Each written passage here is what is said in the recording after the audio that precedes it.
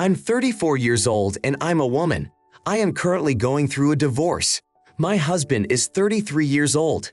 Despite the divorce, we have maintained an amicable relationship and continue to live together in my house. This house was purchased by me before marriage and registered in my name.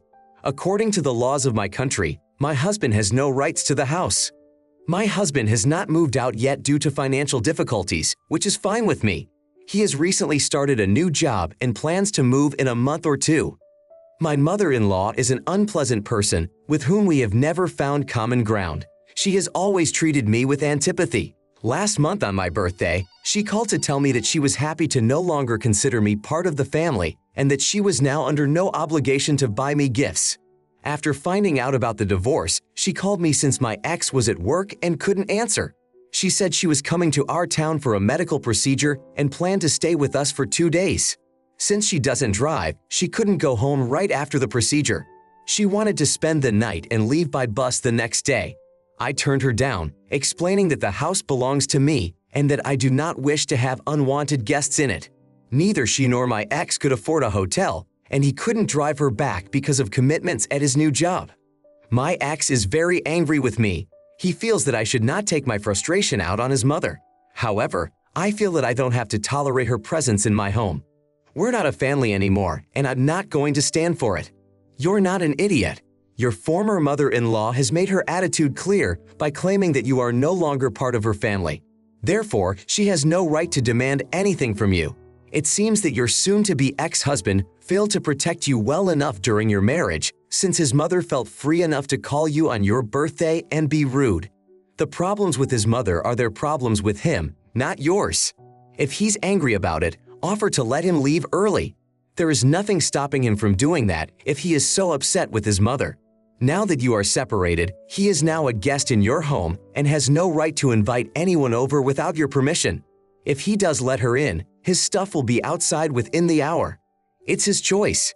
He can be polite and grateful for your kindness and generosity or leave as soon as possible. You're not a charity organization for people looking for a free place to stay who are willing to disturb your peace. If he wants his mother to stay with him, let him get his own place. You don't have to put up with his family squabbles anymore. If he's upset, that's his problem, not yours. Next story. I, a 30-year-old woman, am married to my husband of 34 years. We have been together for 6 years. We are raising twins, a boy and a girl, who are in their teens. From the beginning of our relationship and then marriage, we sought support from a marriage and family therapist. I indicated right away that I was not seeking to take the place of their birth mother, who disappeared from their lives when they were 8 years old. The next 6 years went well. They even started calling me mom when they were 12 or 13. Recently, things have changed. Their birth mother has returned, which at first made the children happy. Things went well for about 6 months, but then they started referring to me as you, which offended me. As time went on, the children began to behave disrespectfully, violating the set time of coming home, not cleaning up after themselves, and claiming that I was not their real mother, blaming me for their mother's abandonment, even though I met their father a year and a half after her disappearance. 3 weeks ago, there was a serious incident. My stepson called me a witch. In response, I took his phone away from him and sent him to his room until his father returned. He ran to his mother, which led to a conflict during which she tried to hit me and I pushed her out of the house. My stepdaughter warned me that if I touched her mother again, she would punish me. After this incident, they went to their mother's house and I became less involved in their lives. I suggested that their mother drive them to activities, including school, which caused them to be late. The kids were supposed to start spring break this week, but I canceled plans. I warned them and my husband, but they didn't seem to believe me. When I didn't start preparing for vacation, they were shocked and accused me of being jealous of their mom's return, calling me a horrible person and selfish. My husband remained silent and then told me I had done the wrong thing by canceling the plans. I left and stayed at a hotel. My husband wouldn't stop calling me, begging me to come back. Yesterday, he informed me that their mother had disappeared again. The kids called me crying and apologizing. I don't want to go on with this anymore. I don't feel like I am part of their family. They can't just cry and come back when their mother disappears. I told my husband I want a divorce. I will be back this week to get my stuff.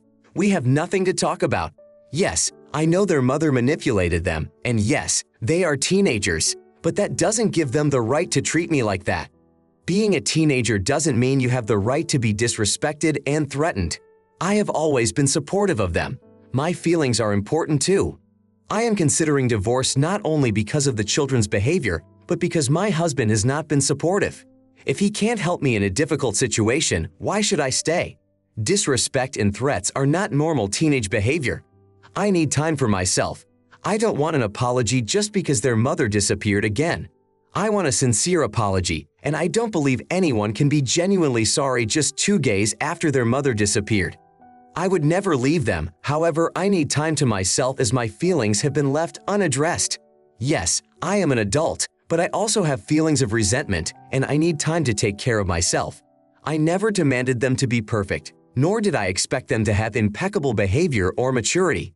However, I am also allowed to feel resentment and take time for myself in this situation. They have feelings, and so do I. I love them very much. They are my children, but the situation is complicated. It's not a matter of resentment that I've been called a witch. I've been called worse. I am a woman, and at the end of the day, it hurts to realize that my husband has not supported me in this situation. It hurts to realize that those I love, who I care deeply about, and who I would never hurt are saying these things to me. I don't deserve to be harmed, especially when it's by people I love. The biological mother realized she had achieved her goal and disappeared again. If your husband had taken an active parenting role, perhaps he wouldn't have faced the prospect of a second divorce and would not have remained a single parent. It struck me when your husband said nothing to his children, who insulted and berated their stepmother, calling her horrible words. When she turned to her husband for support, all he said was that she shouldn't have canceled the trip. This husband has shown himself to be spineless. I am willing to give some leniency to the children, as they were clearly manipulated by their thoughtless biological mother.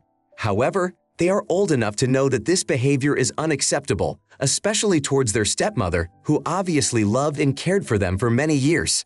I wonder if he would have turned to his grandmother for help if the stepmother hadn't stopped doing all the hard work and they started asking the mother to resume her duties.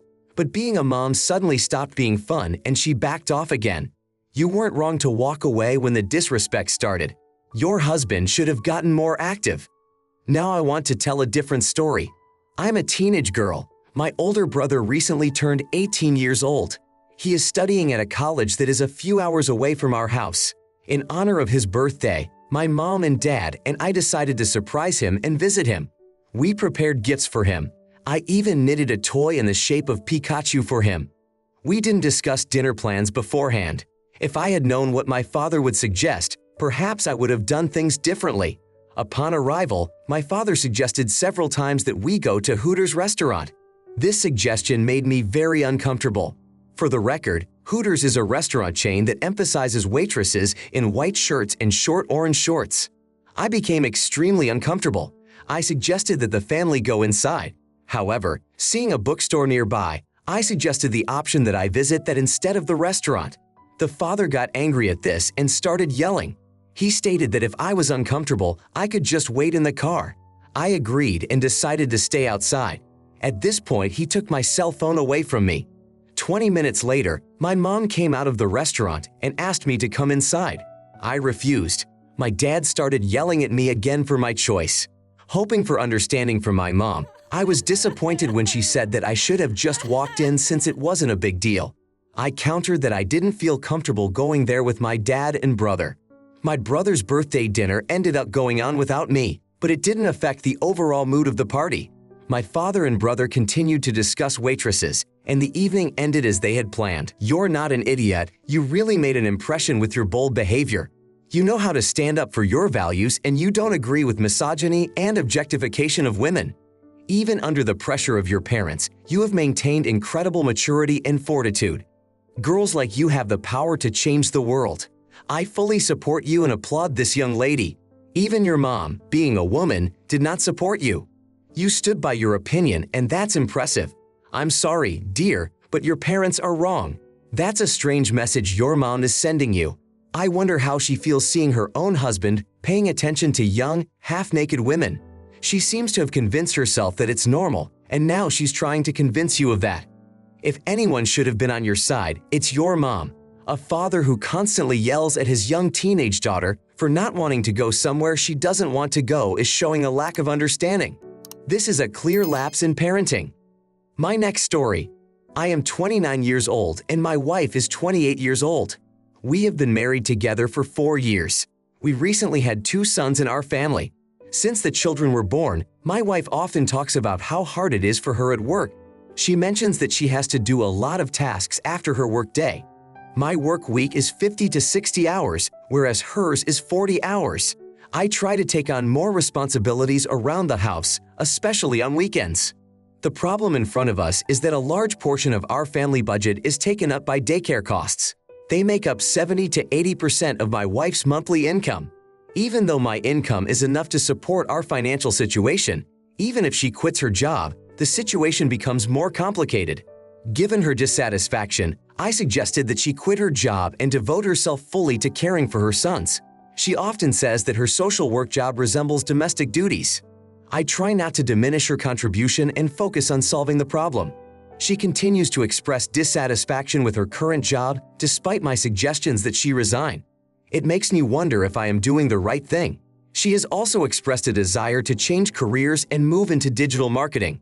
She doesn't see her future in social work, and I don't understand why she doesn't want to start something new right away. You don't seem to be considering the difficulties your wife may face if she decides to stay home with the kids and try to return to work in the future. Wouldn't it be worth discussing with her the possibility of a prenuptial agreement that would guarantee her the right to half of your assets and provide her with regular payments? This could help her feel more independent and secure in her future. After all, by suggesting that she leave her job, you are asking her to give up her personal autonomy and rely solely on you. It would be wise to ask her for her opinion on the proposed situation. This would be fair, given that she may want to return to her career once the children are older. Giving up work for an extended period of time, perhaps around 15 years, could seriously affect her career prospects and access to benefits such as health insurance. The fact that her job brings her more than just a paycheck cannot be ignored. If she feels overwhelmed at her current job and is interested in a career change, it may be a good chance for her to develop in a new direction. It's important to recognize that in addition to her primary job of 40 hours a week, she also devotes a lot of time to taking care of her home and children, which is also a significant job. With all these aspects in mind, you should consider how your words and suggestions are perceived by her. Denying her contributions and difficulties can be misunderstood and affect your relationship. A story that really surprised me. I'm 26 years old. I'm a woman. 3 weeks ago, my first daughter was born. The name my husband and I chose for her did not please my family. They would have preferred her to be called Agatha or Agnes. It would have continued the family tradition of passing down initials from generation to generation. After all, my name starts with an A too. My parents and siblings expected me to follow this custom. My older sister respected it, as did the other women in our family. My husband and I chose Indy's name while still pregnant. I honestly told my family that I would not use the names Agatha or Agnes. When our daughter was born, relatives came to the hospital. They were surprised by our choice. They called the name strange and talked about breaking tradition. My husband suggested they leave if they couldn't contain their comments. They apologized and it seemed sincere to me. However, when they came to our house with gifts, I found items with the name Agatha among them. In response to my questions, they said that name would have been better. My mother did not understand why I chose the name Indy. She thought my friends and husband gave a bad example with their names. She also said that they would never accept the name Indy in the family. I wrapped all the gifts and returned them. I asked my family to leave, explaining that insults to my daughter's name were unacceptable. My husband and I were firm in our choice. My recovery from surgery did not affect our resolve. My husband made sure they really went away. My in-laws were upset by my reaction. They chided me for not discussing the name with them beforehand. They felt I was punishing them for caring about my daughter. You're not an idiot. How can you buy a personalized baby gift with the wrong name? No one in history has ever changed a child's name just because the grandmother bought a blanket. It's not their baby. The name decision is up to you and your husband. They seem more interested in preserving tradition than the baby itself. Your mother prefers Agatha and Agnes and dares to criticize your choice. You could name your newborn like a character from the 1800s. After all, it's your baby, your choice. When Indy gets older, if she doesn't like her name, she can always change it. The family should have no say in the matter. Thank you so much for watching my video and your time. Please subscribe to my channel and click on the bell button. Also, I am very interested to know your personal opinion about this story. You can write it in the comments. I will definitely read it and reply to you personally.